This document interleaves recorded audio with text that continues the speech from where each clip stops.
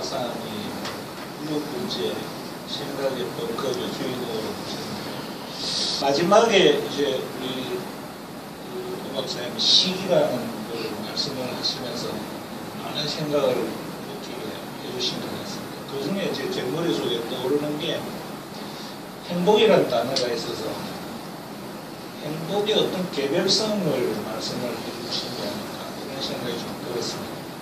제가 요즘 고민 중에 하나가 우리 애틀이 2,500명, 대한민국 5,500만이 각자의 행복 추구를 하면서 각자의 요구사항들을 쏟아내기 시작하는데 어떤 나라든 조직이든 하나의 뜻을 모아서 가기가 상당히 힘든 시기가 아닌가 그런 생각이 들었습니다. 앞에 리더는 긍정적인 관계가 리더라고 하셨는데 그런 관점에서 요즘 이제 애틀이를 한번 바라보시는 생각이 있으실 것 같습니다. 한번 좀 말씀해 주시고 시작하시면 감사하겠습니다.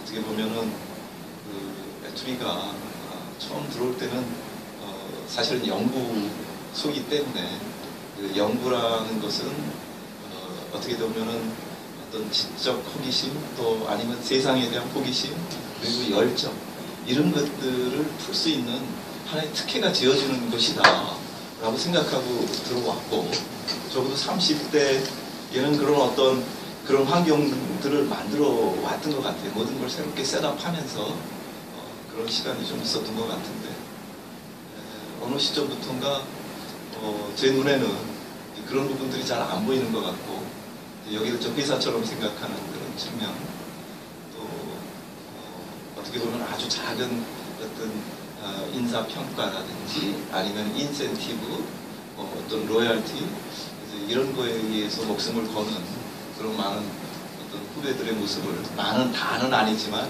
일부 후배들의 모습을 볼 때는 뭔가 우리가 많이 잘못했구나 이런 생각을 합니다.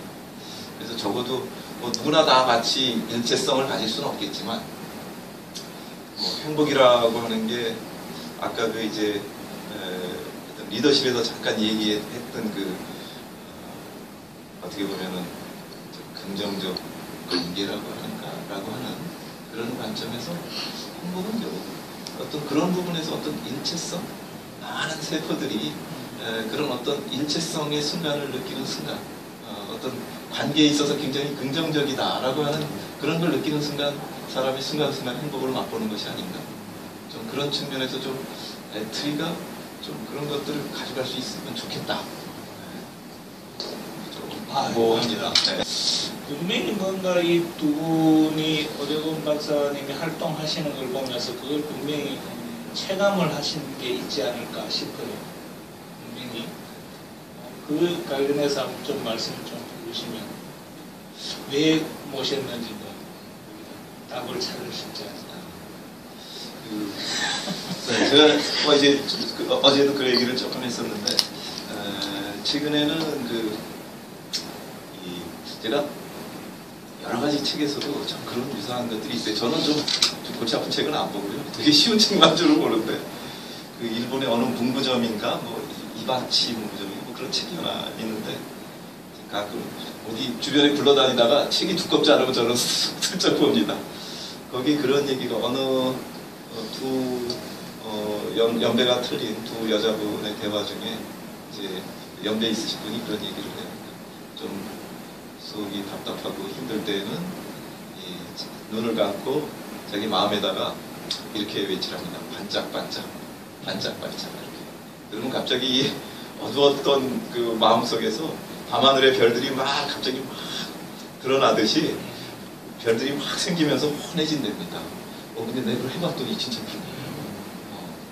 이게 결국은 언어라고 하는 것이 이 브레인에 들어오면서 그 브레인이 그러한 상황을 만들어내기도 하고 그래서 자기 자신에게 좋은 긍정적인 얘기를 계속 해주면 그러면 그것이 이 브레인이 느끼기에는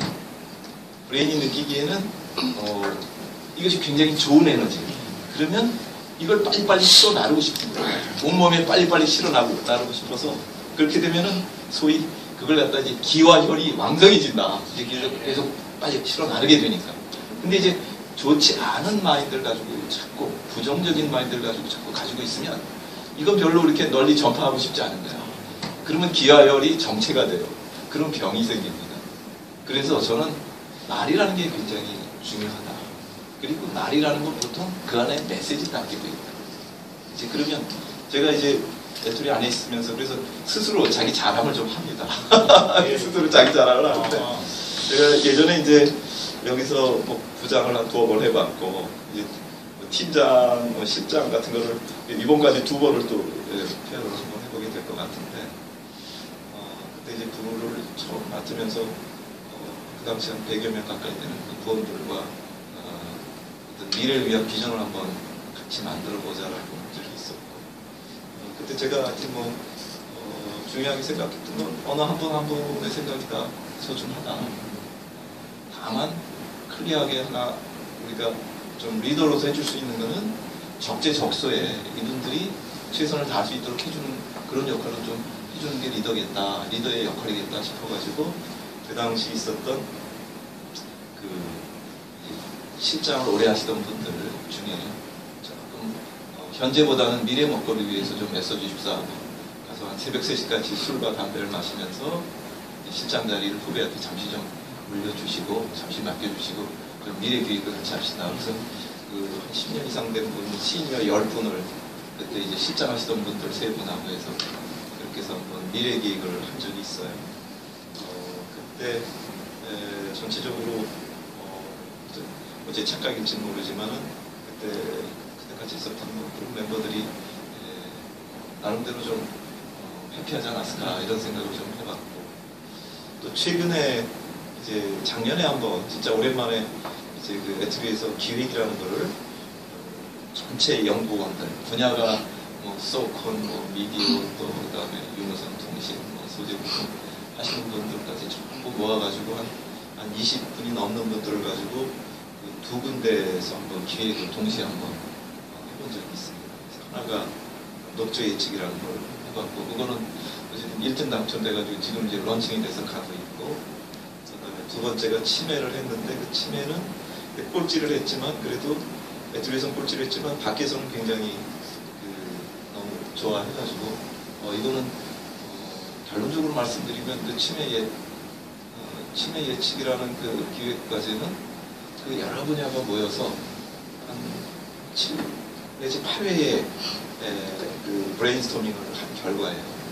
서로 다른 분야인데 하나 외부에서 볼 때 그 애트리의 바이오 뭐 의료 IT 분야가 그쪽에 그 치매라고 하는 그 정신과 쪽 이런 쪽에 신경과 쪽으로 가가지고 같이 일을 하면 애트리의 위치를 별로 이렇게 존재 가치를 인정을 안 해줍니다. 그러니까 거기서 나오는 한 조각 부분만 가지고는 이 판에 끼기는 좀 부족하다라고 항상 판단하는 것 같아요. 그러니까 그쪽 전체 모임에 애트리가 거의 역할을 못하고 있더라고요. 그런데 제가 그래서 이제 초청도 받고 그래서 2번 그 모임에 가서 세미나도 해주고 전체 기획위원회 가서도 얘기를 했는데 그 굉장히 콧대 높은 그 의사들 더군다나 서울대 의대 교수들이 쫙 깔려있는 50명의 전체 예타 기획위원들이 굉장히 눈이 반짝반짝 빛나는 거예요. 질문도 참 많았고 그리고 그때 왔었던 박유정 팀부하고 보건복지부의 회장하고 되게 좋아하더라고요. 그래서 이게 왜 그럴까? 이 콧대 높은 사람들이 우리는 해보지 않고 기획만 해가지고 가서 얘기를 했는데 왜 저렇게 열광을 할까라고 봤더니 이게 집단지성으로 만든 그런 하나의 스토리였던 거예요. 그러니까 그런 스토리를 대한민국에서 다양한 분야에 모여서 그런 스토리에 근거한 그런 프레임을 못 만들어요. 그러다 보니까 그 정도 프레임의 완성도가 아직 상세 기획이 들어가지 않은 건데도 굉장히 신선하다. 저렇게 하면 될 수도 있겠네. 기존의 전통적인 그런 MRI, CT, 펫, 그 다음에 혈액 가지고 찍어서 하고 치매 약을 만드는 일 이렇게만 접근하던 방식에서 너무 신선하다. 저렇게 하면 솔루션이 될 수도 있겠네. 라고들 생각을 한 것 같아요. 결국은 제가 굉장히 애트리 안에서도 서로 그 문화가 다르고 항상 어떻게 보면은 어떤 그 돈에 대한 경쟁 관계를 우리는 익숙해 있는데 결국은 그 돈이 애트리 지원 사업 가지고 사실 기획을 한 거기 때문에 거기 모이신 기획위원분들이 처음에는 자기 입장에서 얘기들을 하셨어요. 그거 다 듣고 나서 클리어한 목표가 우선 목표가 굉장히 뚜렷한 목표와 그 다음에 목표를 접근하는 부분을 브레이크다운 해가지고 분야와 분야 사이의 인터페이스를 만들어 주니까 시간이 계속 지나면서 각자의 뭐가 조금씩 갈고 그 인터페이스들이 형성이 되고 그 인터페이스가 최종의 목표를 가는 쪽으로 접근이 되어가는 과정에서 많은 그때 기획 멤버들이 느꼈던 것들은 처음에 내가 가졌던 이 문제를 보는 시각과 문제를 풀 수 있다고 생각한 솔루션보다 시간이 지날수록 내가 생각지 못한 부분들이 더 나을 수도 있거나 내 생각에 진전이 있네. 그리고 이렇게 하면은 전체적으로 저 솔루션이 가능할 수도 있겠네. 그리고 점점 완성된 부분으로 우리가 거기에 몰입해 되어가는 순간 이것이 각자의 브레인에 새로운 월드가 만들어지면서 가능성이 있다라고 하는 그런 착각들에 빠지게 되는 것 같아요. 이제 그런 경험을 좀 했었고, 그러면서 처음에는 굉장히 경쟁을 벌이던 관계가 협조하고 협력하는 관계로 그렇게 변질되는 걸 볼 수 있었고, 얘기하다 보니까 저는 12시를 넘기지 않았으면 좋겠는데 밤 12시를 막 디베이팅을 하는데 지루해하지 않아요. 그리고 상대도 존중해줘. 굉장히 놀라운 경험을 저도 했어요. 그래서 애트리의 미래가 이 속에 있겠구나. 근데 그게 한 군데만 그런 게 아니고 양쪽의 그 기획 그룹이 거의 같이 그런 모습을 보여줍니다. 애트리의 미래가 존재하겠다. 저는 저희가 이런 어떤 경쟁 구도를 상생, 협력 구도로 우리가 어떤 조직의 스트럭처라든지 그리고 어떤 타겟 이런 것들을 우리가 부여해주는 순간 우리는 세계에서 가장 경쟁력 있는 조직이 될 수 있겠다라는 걸 저는 거기서 느꼈어요.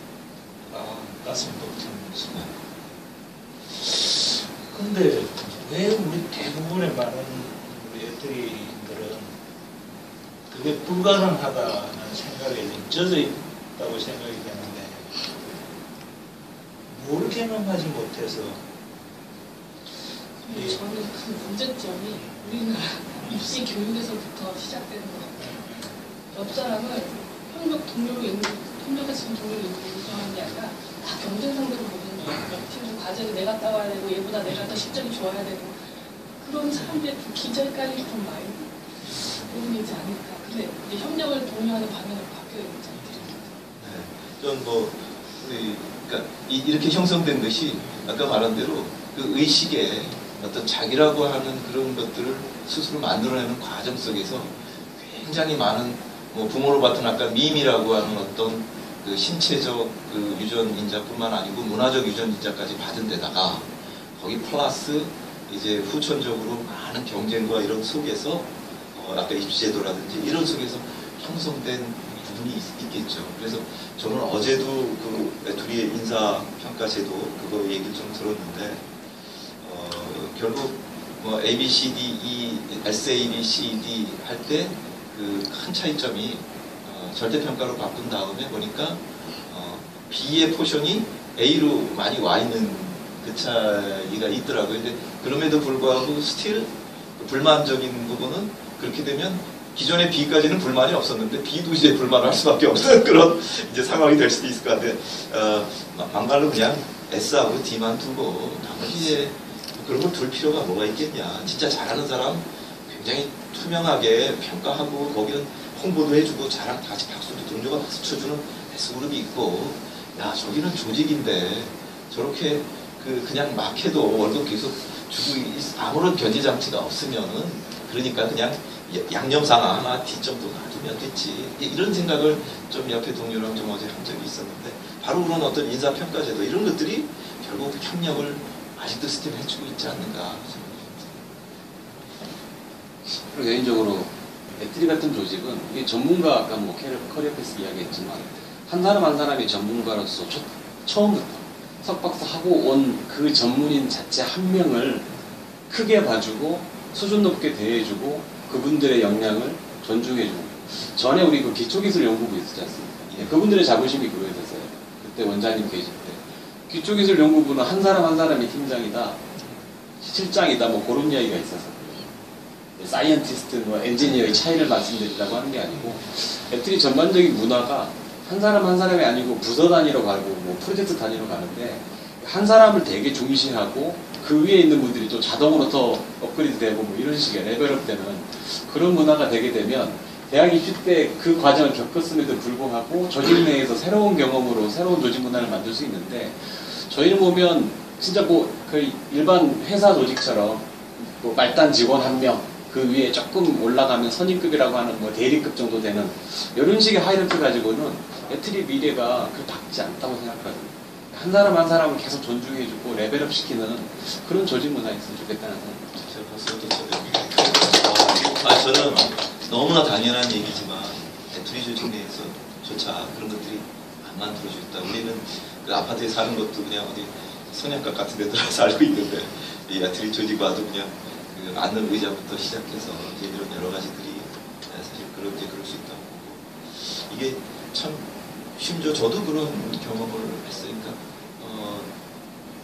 많은 그 우리 후배분들 또 동료분들이 자긍심이 없어졌다 이런 내가 하는 거를 자식에게 대물림 하고 싶지 않다라든지 이런 문화들이 사실은 종종 이공계 심지어 나가서 이공계까지 이제 퍼져 있었던 적도 있었던 것 같은데 사실은 그 개인의 소중함이라고 하는 거는 천상천하 유아독점이라고 하는 이렇게 거기 그 사찰 같은 데 보면은 이렇게 그 아기가 이렇게 딱 이렇게 하고 있고 이렇게 어떤 소위 인간으로서 이렇게 세상에 나왔다는 것은 그만큼 희유하고 존귀한 건데 저는 아기를 봐도 사실 굉장히 존중스럽거든요.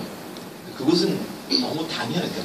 사실을 알면 너무 그렇게 갈 수밖에 없는 게 당연한 건데 어떻게 이제 애트리라는 조직 내에 들어와서 마치 하나의 조직의 그냥 하나의 일원 내지는 부품, 부서 이렇게 오랜 동안 이렇게 있다 보면은 결국 진짜 아까 얘기하신 이제 서로가 서로를 협력의 대상으로 생각하기보다는 경쟁의 대상으로밖에 생각할 수 없고 이런 것들이 있기 때문에 치유되기보다는 오히려 애트리라는 기간을 거쳐서 거기서 공고화되거나 좀 더 어떻게 보면 확산되는 왜곡되는 그런 현상을 가질 수 있게 될 것 같아서 애트리라는 이 블랙박스가 진짜로 개인을 소중하게 하는 그런 너무나 당연한 부분들을 새롭게 불러일으키는 저는 필요하다고. 엔지니어시지 않습니까? 진짜. 근데 이제 제가 이렇게 만나는 분들이나 조금 연배가 좀 올라가시면은 어느 순간에 보면 엔지니어가 아니고 뭐라고 그러죠? 사회학 뭐 그런 색채가 무지하게 마찬가지예요. 아무도 엔지니어라고 안 보고 막 은유적인 표현이 늘어나고 갑자기 막 공자, 맹자를 말씀하시고 막 한자가 막 등장하고 이러지 않습니까? 무슨 계기가 있나요? 그러니까 어느 순간에 갑자기 확 바뀌는지 궁금해요. 분명히 엔지니어신데 안 공돌이처럼 보이는 거예요. 네, 그게 무슨 어디서 습득하신 경험이신지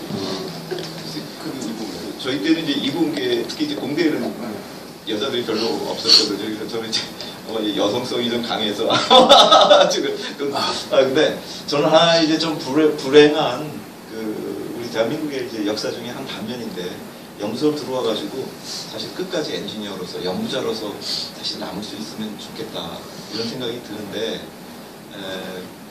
우리 이렇게 한참 과정에서는 누군가 시니어가 되면 예산을 따거나 그런 전체를 관리해야 되거나 이런 역할을 할 수 없이 하게 됐었어요. 그렇죠. 일정 부분은.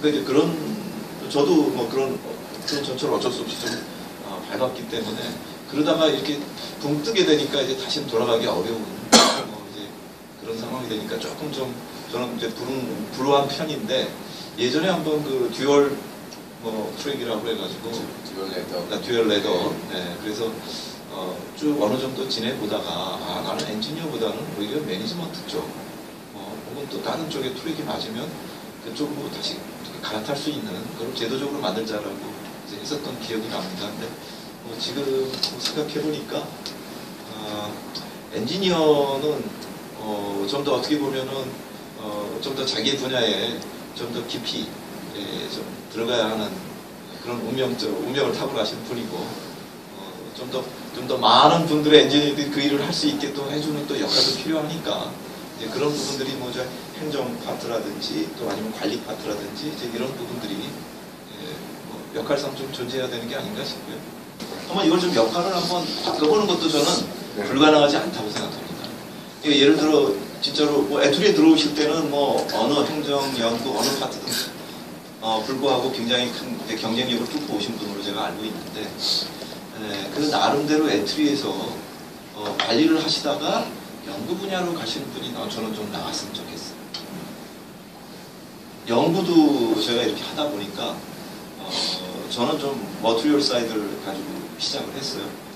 포토리시스라고 하는 걸 가지고 빛을 이용해서 물질을 연구하는 그런 걸 가지고 사실 시작했는데 특히 그 기능이 있는 그 소재들을 이렇게 만들다 보면 한층 한층 쌓아야 될 때가 있어요.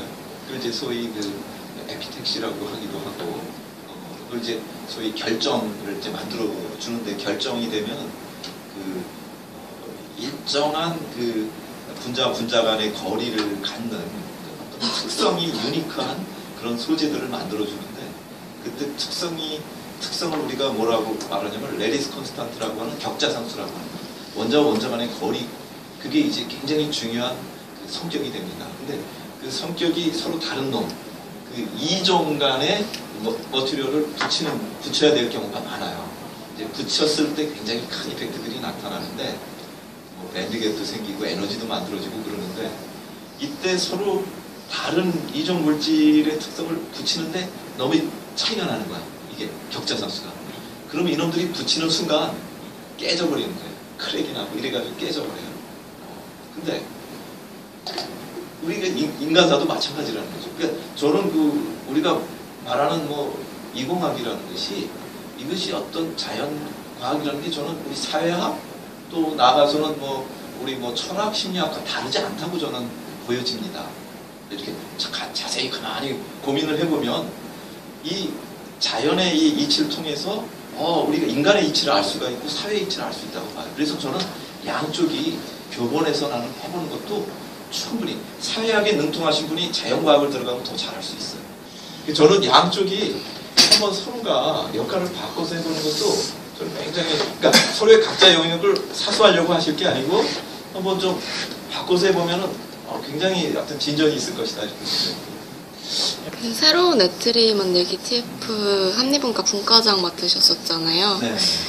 그때 그 TF가 이제 원장님 새로 취임하시고 나서 좀 야심차게 시작을 했었던 TF로 알고 있는데 지금 한 약 2년 반 정도가 흐른 이 시점에서 그때 그 소망들이 어느 정도는 좀 담겨서 에트리가 제대로 흘러가고 있다고 생각을 하시는지 궁금합니다. 네, 좀 더 긍정적인 시각에서 말씀을 좀 드리면 저는 많은 분들한테 이제 현 원장님을 굳이 제가 두둔하고자 하는 뜻이 있어서 그런 건 아니고 실제적으로 저 에투리에를 저는 굉장히 많이 활용을 합니다. 거기서 많은 기술적인 얘기도 하고 그 다음에 또 어떤 앞으로의 플랜에 대해서 얘기를 하고 아니면 또 사적인 얘기도 하고 그러는데 저는 바로 그런 공간이 에투리에 생겼다는 그 자체 그리고 그런 것들이 활성화되고 있다는 자체 이것이 일단은 새로운 에투리 만들기에 어떤 문화적 공간의 털을 소위 놀이의 털을 만들어줬다는 측면에서 하나의 플랫폼을 제공했다고 보고요. 그리고 최근에 이제 인건비 문제 이런 부분을 시간이 오래 걸리지만은 지금 제가 알고 있는 현 원장님이 다양한 시각으로 안정적 환경을 위한 그런 부분들을 하시고 있는 걸 조금 보고 있어요. 그래서 그리고 이제 아까 한술에 배부르지는 않겠지만은 적어도 방향성이라는 관점에서는 우리 아까 개인의 인사고가 이런 부분들도 사실은 경쟁을 조금 덜 부추기는 쪽으로 이미 스타트를 했고, 그래서 우리가 좀 기다릴 줄 아는 그런 부분이 이제 필요할 것 같고요. 큰 틀의 방향은 새로운 변화를 수용할 수 있는 그런 플랫폼들이 만들어져 가고 있다. 저는 그렇게 보고 있습니다. 그래서 이것들이 앞으로 새롭게 어떤 원장님들이 또 바뀌신다 하더라도 남아있는 기간 동안 저희 그 연구원에 이제 몸담고 있는 저희 구성원들이 그런 것들의 중요성을 좀 더 좀 인식을 하고 원장님이 바뀌어도 그 문화들이 방향성을 잃지 않도록 갈 수 있다 그러면은 저는 그 새로운 애트리에 같이 동참했던 우리 구성원 전체가 어떤 의미 있는 일을 한 것이 아닌가 이렇게 긍정적으로 평가를 하고 싶습니다. 이제 시니어시니까 어르신들한테 바라고 싶은 게, 저는 이제 애트리에 여러 기관장님들 포함해서 소장님들 많이 모셨었는데 제일 아쉬운 게 그런 거 있어요. 과학기술계라는 게 애트리 ICT를 좀 제외한다고 치면 과학기술계라고 하는 데는 원로라는 분들이 계세요. 자주 봬요. 방송에서도 나오고 과학기술계의 원로. 근데 ICT는 ICT 원로라는 분들이 없어요. 어느 행사에 가면 약간의 끄트머리 자리에 살짝 곁들여지시는 분이지 오피니언 리더 역할을 할 수 있는 ICT 원로가 엉기는 거죠. 왜 그럴까 항상 생각하는 거죠. 그분들은 왜 우리를 대변하거나 우리를 보호해주거나 또는 우리를 좀 깨 부숴더라도 미래를 위해서 좀 끌어나간다든가 그런 원로분들이 안 계신다는 게 제일 아쉬웠었어요. 그래서 이제 지금 계시는 시니어분들이 아직 퇴직이라는 그런 개념이 중요한 게 아니더라도 바깥 활동을 하시든 뭘 하시든 끊임없이 ICT 쪽을 좀 끌어가시고 저희들을 또 대변해 주시는 그런 ICT계의 원로, 그런 분들로 좀 존재해 주셨으면 하는 마음이 있고, 그런 의미에서 또 앞으로의 계획 같은 것도 좀 듣고 싶긴 그러네요. 지금 얘기하신 거를 저는 일반적으로 이렇게 저는 이해를 했어요. 사실은 지난 대선 과정 중에 그 이제 심상정 후보가 안철수 후보를 보고 일가를 했던 것 중에 하나가, 우리 안철수 후보가 하는 4차 산업혁명에는 기술하고 산업만 있지 사람하고 사회가 안 보인다. 지금 현 정권이 하는 것이 4차 산업혁명에 사람과 사회가 중심이 되는 4차 산업혁명이거든요. 결국 이제 이공계생들의 조금 그 한계일 수 있는데, 항상 기술과 산업을 앞세우다 보니까 결국 어떤 대가의 반열에서 항상 제외되는 그런 측면이 있지 않을까라는 부분인데, 앞으로는 이런 좀 기술을 하시는 분들도 결국 사람과 사회의 중요성을 같이 가져가면은 아마 엔지니어 중에서도 많은 이제 대가가 나오지 않을까 싶고요. 저도 하여튼 그런 걸 위해서 하여튼 노력하겠습니다. 애들이 생각하시면서 우리 후배님들이 방향은 알지만 어떻게 해야 되는지 상당히 혼란스러울 것 같습니다. 후배님들한테 그런 세상과 호흡하는 방법 이런 거 코칭을 좀 해주신다. 특히 이제 후배님들한테 세상과 호흡하는 방법. 제가 이제 아까 그 마지막 장에 이제 마지막 오온이 개공하다라는 이치거든요. 개공. 모두 개자에다가 빌공자 썼잖아요. 공의 의미를 우리가 같이 한번 공유하고 하면은 저는 같이 호흡할 수 있을 것 같다는 생각을 하는데, 공은 무엇일까요? 마지막 이게 참 여기 앉아서까지 엄청 그렇긴 한데, 그 공을 혹시 어떻게 생각하시는지 우리 패널 분들 중에 한두 분 얘기 좀 듣고 싶어요. 네. 저는 생각나는 단어가 하나 네. 있어요. 벽. 내 마음에 벽을 없애는 시공이야. 이런 생각이 때문에. 많이 제 생각하고 많이 근접하고 있어요. 또 혹시 한 분 더? 열려있는 공간. 이거를 굉장히 큰 화두기는 해요. 그러니까 이제 벽이라고 하는 건 픽스된 거잖아요. 픽스된 거. 공은 무상이다, 우하다 이렇게 얘기해요. 인생 무상으로 얘기하잖아요. 똑같은 얘기인데, 결국 우리가 과학적으로 접근했을 때 항상하지 않는다. 아까 벽이 안 좋아. 항상 마음속의 벽은 항상 하는 거죠. 그러니까 항상하지 않는다. 그러니까 변한다. 모두가 변한다.